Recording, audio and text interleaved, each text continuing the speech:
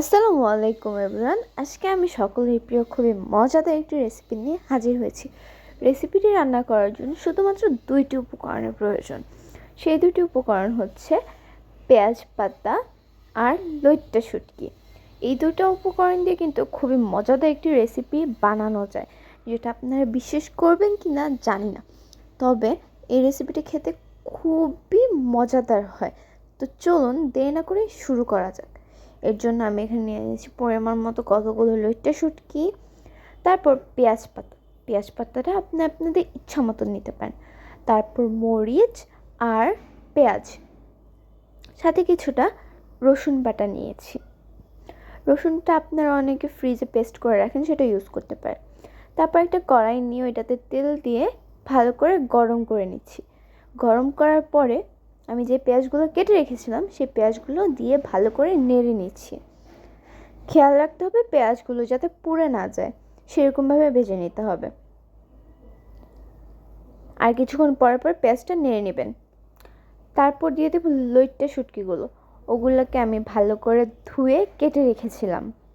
এখন ওটাকে পেঁয়াজের সাথে দিয়ে ভেজে নিচ্ছি। লইট্টা শুটকিটা কিন্তু কিছুক্ষণ ভিজিয়ে রাখলে এটা একটু নরম হয়ে আসে আর রান্না করতে সুবিধা হয়। মশলা কষানোর জন্য কিছুটা পরিমাণ পানি দিয়ে দিলাম।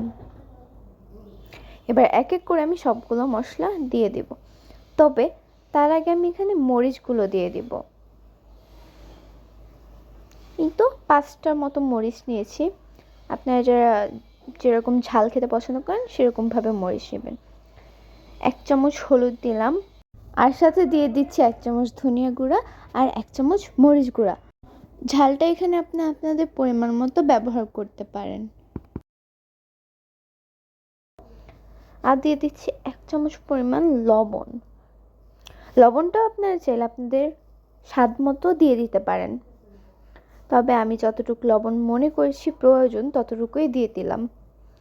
মশলাটাকে ভালো করে মিশিয়ে কষিয়ে নিচ্ছি। এরপর দিয়ে দিচ্ছি 1 চামচ রসুন বাটা। রসুনটাকে আমি ব্লেন্ড করে ডিপ ফ্রিজে সংরক্ষণ করেছিলাম। আপনারা চাইলে সংরক্ষণ করাটাও দিতে পারেন, অথবা একদম খাঁটিভাবে বেটেও দিতে পারেন। এবার মশলাটা একদম ভালো করে কষিয়ে নিচ্ছি। পানিটা একবার শুকিয়ে আসছে, দেখতে পাচ্ছেন। এবার দিয়ে দিব আমি পেঁয়াজ পাতাগুলোকে কিন্তু আমি পিস পিস করে কেটে নিয়েছি। এই তো বাকিগুলো সবগুলো দিয়ে দিলাম। এবার আমি বাকি পেঁয়াজ পাতাগুলোকে ভালো করে মিশিয়ে নিচ্ছি। এই তো দেখতেই পাচ্ছেন সবগুলো পেঁয়াজ পাতা দেওয়া কমপ্লিট। এবার যে মশলাটা কষিয়ে রেখেছিলাম লইট্টা শুটকি দিয়ে, ওইটার সাথে পেঁয়াজ পাতাগুলোকে ভালো করে নেড়ে মিক্স করে নিচ্ছি। খেয়াল রাখতে হবে সবগুলো পেঁয়াজ পাতা যাতে মিক্স হয়ে যায়। আর পেঁয়াজ পাতা দেওয়ার সাথে সাথে কিন্তু দেখা যাচ্ছে কালারটা চেঞ্জ হয়ে আসছে, মানে পেঁয়াজ পাতাটা এখন থেকে সিদ্ধ হওয়া স্টার্ট হয়ে গিয়েছে। আর যখন পুরোপুরি সিদ্ধ হয়ে যাবে তখন কিন্তু পেঁয়াজ পাতাকে খুঁজেই পাওয়া যাবে না, এতটা চিকন হয়ে যায়। ভালো করে কিন্তু মিশিয়ে নিচ্ছি। এবার 5 মিনিটের জন্য আমি ঢাকনা দিয়ে ঢেকে দিচ্ছি। 5 মিনিট রাখার মাঝখানে কিন্তু আমি 2বার নেড়ে নিয়েছিলাম, তবে 5 মিনিট পর যখন উঠে এসেছে তখন কিন্তু পেঁয়াজ পাতাতে যে এক্সট্রা পানিটা ছিল এটা উঠে এসেছে। তারপর পানিটার সাথে ভালো করে মিশিয়ে নিলাম। এরপর আবার 2 মিনিটের জন্য ঢাকনাটা দিয়ে দিব। এই তো আমি কিন্তু এখানে আর কোনো এক্সট্রা পানি ইউজ করিনি। আমার এখানে যতটুকু পানি ছিল, যতটুকু দিয়ে আমি মশলাটা কষিয়েছি অতটুকু দিয়ে রান্না করেছি, আর পেঁয়াজ পাতা পানিটা দিয়ে। এবার আমি উঠিয়ে একটু সার্ভ করে দেখিয়ে দিচ্ছি কেমন হয়েছে। কিন্তু এখানে আমার খুব বড় একটা মিস্টেক হয়ে গেছে, যেটা হচ্ছে আমি এই রেসিপিটাতে ধনিয়া পাতা দিতে ভুলে গেছি।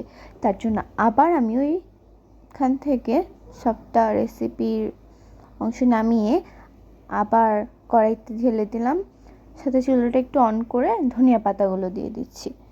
ধনিয়া পাতা দিলে কিন্তু এই শীতে খুবই ভালো লাগে, আর ধনিয়া পাতার ফ্লেভারটাও খুব ভালো আসে তরকারির সাথে।